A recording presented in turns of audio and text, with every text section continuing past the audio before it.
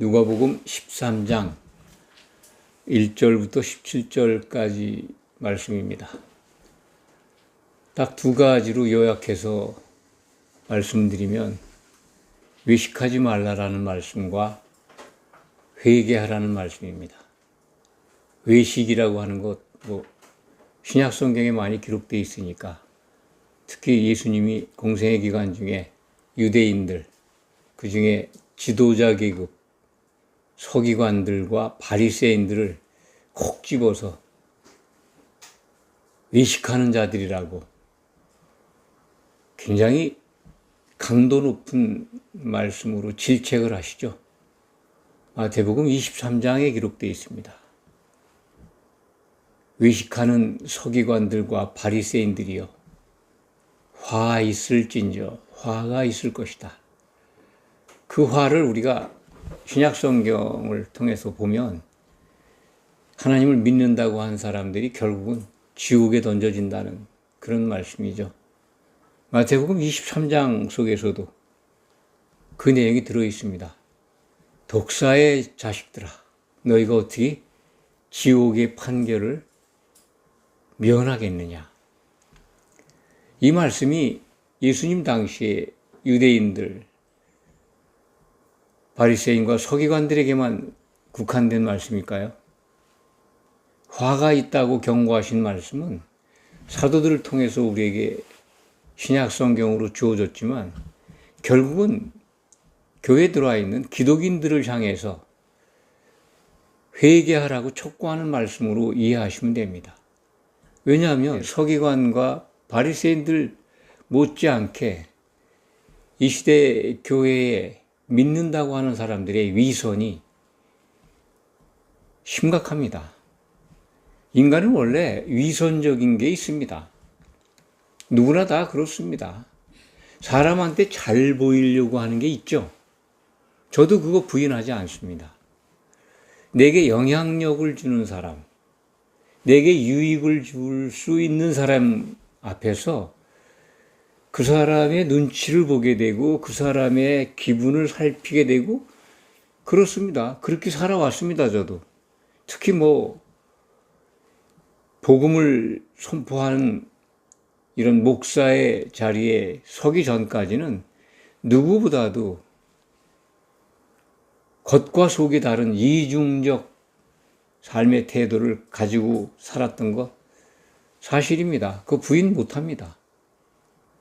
그런데 하나님의 말씀을 우리에게 주신 신약 성경을 특히 주목해서 보니까 나보다 더 외식한 사람이 없더라라고 하는 걸 깨닫게 된 거죠. 꾸미는 게 너무 많다. 정도껏 해야지 정신이 번쩍 드는 겁니다. 인간은 누구나 다 에덴 동산 이후에 외식하는 자가 됐어요. 피해갈 수가 없습니다. 이 유익에 약해요. 탐심이 들어왔기 때문에 인센티브, 영어로 따지면 인센티브. 그전에는 인센티브 그러면 상여금, 보너스 그랬는데 유익이죠, 유익. 유익함을 얻기 위해서 사람들은 경쟁하는 거거든요. 노력을 하고 열심히 이 경쟁에서 이기려고 애쓰는 거는 자기에게 명예를 가져다 주는 일 또는 부를 가져다 주는 일, 어쨌든 좋고 유익한 것을 위해서 애쓰는 거 아닙니까? 이 탐심이 주는 긍정적인 면도 있습니다. 어떤 일에 몰두하게 되고 자기를 개발해 가지고 사람들을 유익하게 하려고 하는 그런 것들도 포함됩니다만 지나치게 사람들에게 나 자신을 나타내려고 보이려고 칭찬받기 위해서 하는 것, 그 외식이죠. 예수님이 그걸 지적을 하셨습니다. 마태복음 6장에 기록되어 있을 겁니다. 사람에게 보이려고 그렇게 꾸미지 마라. 참 위선자들, 외식하는 자들, 사람들 있는 데서 그들에게 보이려고 시장 어귀에서 사람들이 많이 다니는 데서 기도를 길게 한다는 거 아니에요. 그리고 문 안 받길 좋아하고 참 그렇습니다. 이 모습이 오늘날 기독교 안에 있는 거 아니겠습니까? 교회에 좀 오래 다니고 또 지도자급에 있는 분들 문 안 받기 좋아하잖아요. 그렇지 않은 분들도 있습니다만 사람에게 보이려고 믿음 생활도 영향력 있는 사람에게 잘 보이려고 쉽게 말씀드리면 눈도장 찍기 위해서 교회에 출석하는 분들도 많습니다. 교회 예배뿐만 아니라 행사에 담임 목사님과 그 행사를 주관하는 뭐 그것도 의리일 수도 있고 신실한 동지애일 수도 있고 믿음일 수도 있지만은 실제로 그것이 믿음과 연결돼서 교회에 덕을 세운다면 바람직한 일이겠죠. 그렇지만 근본은 그런 분들이 있다면 내 속에 내가 외식하는 게 있지 않나. 사람들에게 잘 보이려고 하는 것 아닌가. 그러지 마시기 바랍니다. 오늘 말씀이 그겁니다. 누가복음 10장 10절부터 17절 사이에 기록되어 있는 이 안식일에 예수님이 회당에서, 유대인들이 이제 회당에서 모이는 날이 안식일이죠. 토요일입니다. 뭐 이걸 오해하는 분들이 많은데 지금 주일, 썬데이는 안식일이 아닙니다. 유대 율법적으로 보면 원래 토요일입니다. 토요일 안식일이고 안식일 후에 예수님이 부활하셔서 일요일 날 부활하셨는데 그날은 이제 주일이라 해서 로마 시대, 로마 카톨릭 때부터 사실은 이제 황제의 날, 뭐 황제가 주죠. 주의 날로 만든 거죠. 썬데이. 그러니까 우리가 지금 주일을 성수해야 된다라고 하는 말도 오해입니다. 뭐 물론 그것도 일리는 있습니다. 안식일을 거룩히 지키라고 하는 십계명에서 따온 건데 이제 교회는 성도들에게 매일 성수를 가르쳐야죠. 주일만 예배 드리는 날만 넥타이 잡숫고 뭐 이렇게 경건하게 해서 예배 드리는 그거 좋습니다만 그런 겉모양만 챙기지 말라는 뜻입니다. 그렇게 예배를 중요하게 경건하게 소중하게 생각한다면 속도 똑같아야 합니다. 하나님을 정말 공경하고 그 공경 속에는 성도 사랑이라고 하는 진짜 하나님이 기뻐하시는 그 사랑이 철철 넘쳐야죠. 그게 중요한 거죠. 예배를 즐겨 합니다.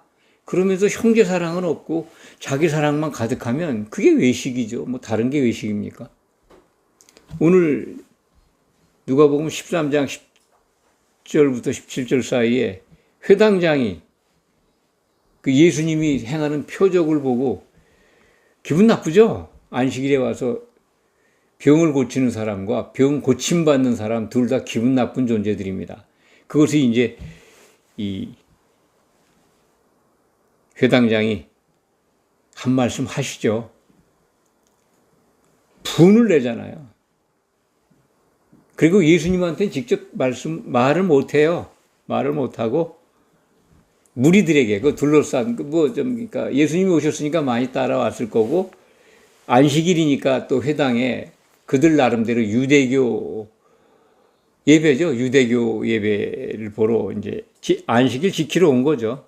그 무리들에게 이렇게 말합니다. 회당장이 예수께서 안식일에 병 고치는 것을 분내요. 분을 냈다는 게 화가 나죠. 우리에게 이르되 일할 날이 엿새가 있으니 그동안에 와서 고침을 받으라. 안식일에는 하지 말 것이니라. 예수님 보고 하지 말라는 뜻인지 병 고침을 받는 거를 그 많은 말인지 잘 헷갈리긴 하지만 생각은 병 고침 받는 사람에게 하는 것 같지만 그 회당장은 예수님을 향해서 그런 거 하지 말라고 하는 거죠. 그게 이제 엿보입니다. 그러니까 예수님께서 그걸 설명하는 거죠. 참 안식일에 너희 짐승들 그 꼴목이고 다 뭐 하잖아. 그런데 이 18해나 사탄에게 매인받은 아브라함의 딸이라고 합니다. 놀라운 말씀이죠. 유대인이죠. 이 딸이 매인 것을 풀어주는데 소나 나귀를 풀어서 꼴을 먹이는데 안식일에도 이 사탄에게 매인받은 아브라함의 딸을 풀어주는 게 합당하지 않냐 이거죠. 맞죠? 정말 누구도 이 말씀에 거역할 수가 없습니다.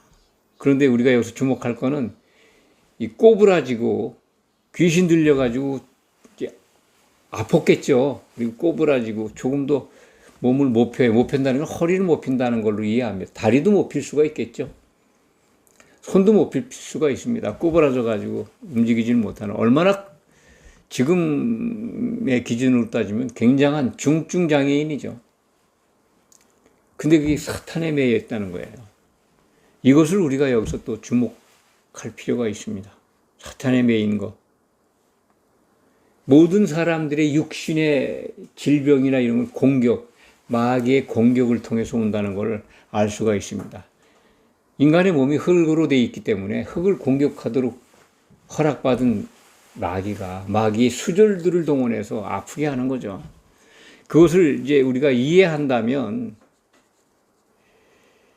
오해가 없을 겁니다. 그래서 예수님이 병을 고치고 그 난치병들을 다 공생애 때 물리치신 거는 그거의 근원이 되는, 병을 물고 온 그 마귀와 그 졸개들을 쫓아내신 거거든요. 그래서 그 능력에 의해서 그들이 나갔기 때문에 병이 나은 겁니다. 그런 능력을 받는 분들, 초대교회 사도들도 능력을 받고 있었죠. 그러나 아무나 할 수 있는 건 아닙니다. 함부로 남발하지 마시고 그런 거 하는 분들 너무 환호하면서 따라가지 마시기 바랍니다. 이것은 하나님의 성령의 능력에 의해서 허락된 범위 내에서 일어난 일인데, 진짜 하나님이 주신 능력이라면 백발백중 나야 됩니다. 어떤 사람에겐 치료가 안 되고 어떤 사람에겐 치료가 되고 그걸 의심해야 됩니다. 그것은 참고하시고요. 그렇게 안식일에 일을 하는 것, 그것을 못마땅하게 여기면서 율법을 그렇게 고수하고 잘 지켜가면서 복음을 외면하는, 지금 유대인들은 다 외면하고 있지만 이 회당장, 이 사람들, 특히 서기관 바리새인들 율법을 얼마나 잘 지켜요. 그들보다 더 잘 아는 사람들이 없습니다. 그런데 그 속에 탐심이 가득해요. 그래서 예수님이 마태복음 23장에 외식하는 자요, 겉과 속이 다르다. 그리고 너무나 너희가 아주 엉터리로 가리킨다라는 내용이 마태복음 23장 1절부터 36절까지인가요? 그거 한번 읽어보시기 바랍니다. 그러면 외식하는 자들의 유형이 다 나오는데, 거기서 찾을 수 있는 게 뭐냐면, 어쩌면 이 시대 교회의 지도자들이 이와 똑같아. 거기서 마태복음 23장에서 우리가 늘 기억해야 될 거는, 성도들을, 정말 지도자들 믿지 마세요. 그들에게 뭐라고 하시는지 아십니까?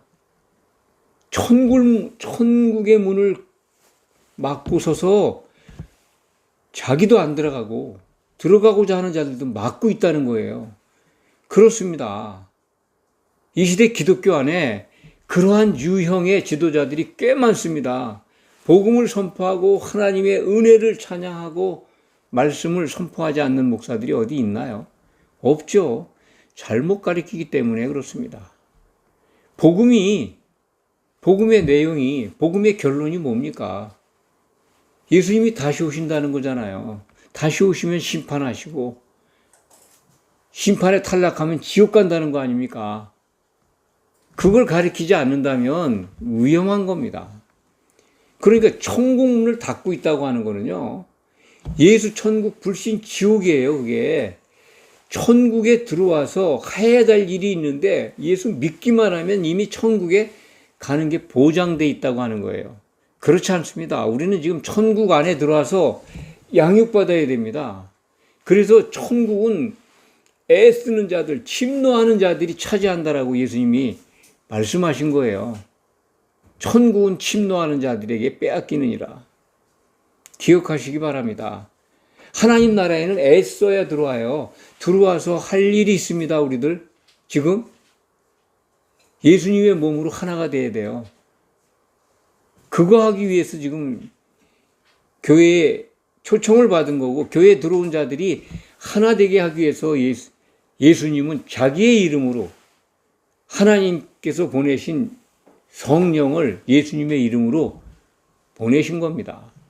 성령이 하나 되게 하시는 걸 기억하시기 바랍니다.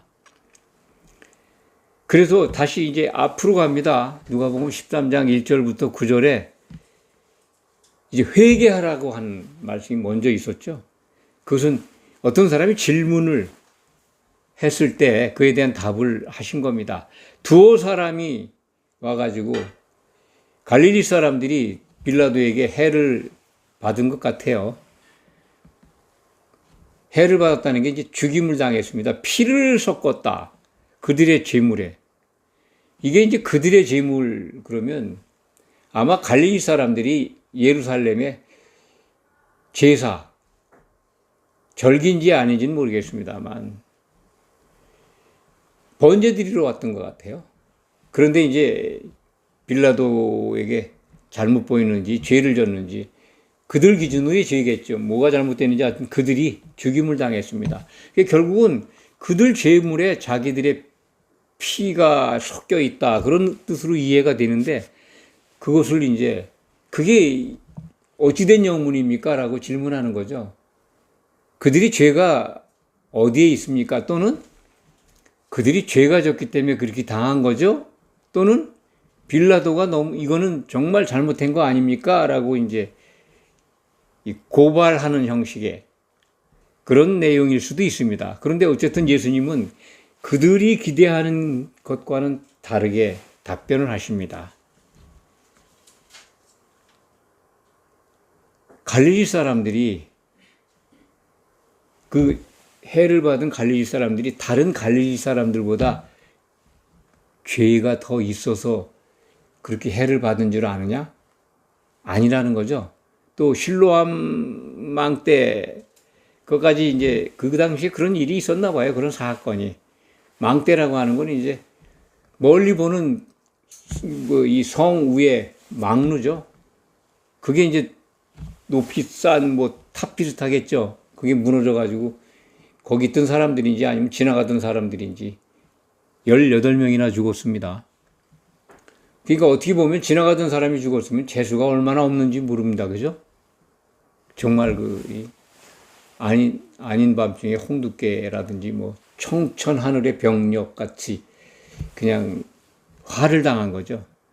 그렇습니다. 재난은 예고가 없죠. 큰 사건일수록 예측 불가능합니다. 그래 18사람이 죽은 거 이걸 예수님이 더 인용하시면서 예루살렘에 거하는 그야말로 예루살렘에 거하는 사람들 유대인들이죠. 유대인 중에 유대인. 거기에 거하는 다른 모든 사람들보다 죄가 더 있는 줄 아느냐. 그러니까 죄가 있어서 죽었다고 생각하는 거예요. 이 사람들 지금 질문하는 사람들은. 유대 사람들의 생각이 아마 그랬을 겁니다. 그러니까 율법을 안 지키고 잘못 살았으니까 하나님께 화를 당했지. 이제 그렇게 생각하는 것 같아요. 그래서 예수님께 물어본 거죠. 율법을 안 지켜서 그렇게 된 거 아닙니까? 이렇게 묻는 것 같습니다. 제가 느끼기에는. 그랬을 때 예수님이 5절에 너에게 이르노니 아니라 너희도 만일 회개하지 아니하면 다 이와 같이 망하리라. 회개하지 아니하면 이와 같이 망하리라가 2번 나옵니다. 회개하지 아니하면. 누구 보고 지금 회개하지 아니하면 그런 겁니까? 청중이? 질문한 사람도 있지만 제자들을 포함해서 다 유대인들이죠. 하나님을 안다고 하는 사람들입니다. 그들이 회개하지 아니하면 다 망한다는 거죠. 망한다는 거는 이제 이 당시에 사람들은 육신적 죽음을 의미한 거로 이해했을 겁니다. 그런데 우린 신약 성경을 보면 이 망한다는 거는 지옥 간다는 거예요. 이제 성경을 보시는 우리들은 예수님이 지금 망한다고 하는 건 회개하지 않으면 망한다고 하는 거는 지옥 간다는 거예요. 그러니까 회개하지 아니하는 그 대상이 누구냐면 그 당시에는 하나님의 선민들이에요. 말씀을 받은. 이 시대에는 기독인들입니다. 교회에 들어와 있는. 기독인들이 회개할 때가 있어요. 지금이 회개할 때입니다. 말씀을 듣고도 회개 안 해요. 그런데 예수님은 회개하지 아니하면 망한다고 하시는 거거든요. 요한계시록 2장, 3장 7교회에 주신 명령 가운데 5교회에 지속적으로 회개하라고 기록되어 있습니다. 교회에 회개하라고 명령하고 있어요. 이게 교회 밖 사람들에게 주신 명령이 아닙니다. 요한계시록 2장, 3장 속에 회개하라는 명령을 5교회가 받고 있는데 그 모든 교회나 마찬가지죠. 빌라델피아 교회나 성원아 교회만 예외인데 그것을 지금 이 시대의 모든 교회에 주신 명령으로 이해하시면 됩니다. 회개하라는 거예요. 음행하고 있다는 거죠. 계시록 기준하면 전부 다 음행하고 있어요. 세상 거에 짝 하고 있어요. 오늘날 교회가 다 그렇잖아요. 세상 거 너무 좋아하잖아요. 알게 모르게. 그 구체적으로 뭐 나열해야 여러분들이 이해하는 건 아니지 않습니까? 다 상식적으로 합니다. 교회에 몸담는 사람들. 자기들 스스로가 세상 거 너무 좋아한다고 인정하실 수도 있어요. 잘 믿습니다 하는데 어떤 게 잘 믿는 건지 잘 모르겠네요. 하나님의 선은요, 우리들의 선의 기준하고 다릅니다. 하나님의 선은 성도가 하나 되는 겁니다. 교회를 이루는 거예요. 예수님의 몸을 이루는 건데 예수님의 생각과 같아지는 거예요. 그러면 이런 말씀들을 예수님의 생각으로 받아들이고 적용해 보세요. 그러면 알잖아요. 내가 지금 예수님의 생각을 따라가고 있는가. 계시록 9장 이후에 가면요. 회개하지 아니하더라. 회개하지 아니하더라. 교회가 하나님을 비방해요. 교회가. 그리고 음행을 대놓고 해요. 세상에 더 좋은 게 그 음행이라고 하는 거는 남녀 간의 그런 음행이 아니에요. 교회의 음행은 교회의 간음은 예수님보다 세상 더 좋아하는 거예요. 그래 결국은 세상보다 못한 곳이 돼버리죠. 뭐 아예 그냥 마귀가 그 교회에 좌정하지 않습니까? 귀신들의 처소가 되지 않습니까? 망한다는 거예요. 망한다는 지옥에 던져진다는 거죠.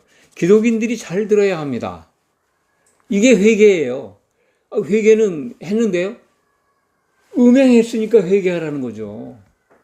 교회에 들어와서 저 부름받아서 성도가 됐습니다. 은혜로 거듭이 났습니다. 거듭났는데 예수님의 생각과 같아지는 교회의 지체로서 흠이 없이 성장해가는 길을 가는 게 아니라 예수님의 생각과는 전혀 관계가 없는 신앙생활을 한다면 그거는 계시록 2장 3장에 기록되어 있는 말씀처럼 회개해야죠. 당장 돌이켜야 합니다. 때를 잃으면요 회개할 기회가 없어져요. 계시록 9장 이후에는 회개하지 아니하더라 그런 말씀만 기록돼요. 교회가 회개하지 아니해요. 그건 이제 짐승이 나타난 이후의 상황이긴 합니다. 짐승이 나타날 징조가 보일 때부터 아마 교회는 그렇게 이제 더 이상 걷잡을 수 없이 돌이킬 수 없이 심각하게 타락할 겁니다. 그리고 결국은 그 물에 묻혀서 회개할 수가 없을 겁니다. 회개하지 아니합니다.